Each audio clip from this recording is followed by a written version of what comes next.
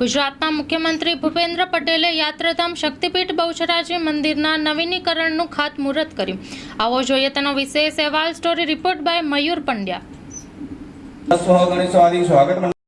બહુચરાજી મુકામે અને સમગ્ર ગુજરાત માટે એક અદ્ભુત દિવસ છે. 1835 થી 1839 ગાયકવાડ મહારાજાએ આ મંદિર બનાવેલું. આપણે સૌ હજારો વર્ષ સુધી વરખડી મંદિરનો ઇતિહાસ છે અને આદરણીય અમારા પ્રધાનમંત્રી નરેન્દ્રભાઈ મોદી સાહેબ, આદરણીય અમિતભાઈ સાહેબ સખત બહુચરાજીનો કેવી રીતે વિકાસ થાય એ બાબતે ચિંતા કરતા હતા.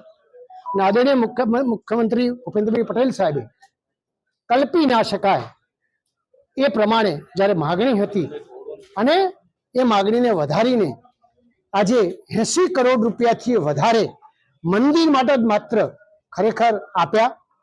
અને આજે સાહેબ પોતે આપણા ઉપરાષ્ટ્રપતિ આવવાના હોવા છતાંય ટાઈમ એડજસ્ટ કરીને પણ ખરેખર આજે ખાતમુહૂર્ત કર્યું. હું આપ સૌ વતી મુખ્યમંત્રીશ્રીને ખૂબ ખૂબ દિલથી અભિનંદન આપું છું અને એમ કહું છું કે આ ગુજરાત અને સમગ્ર ભારતની આસ્થા શક્તિ એટલે મા બહુચર.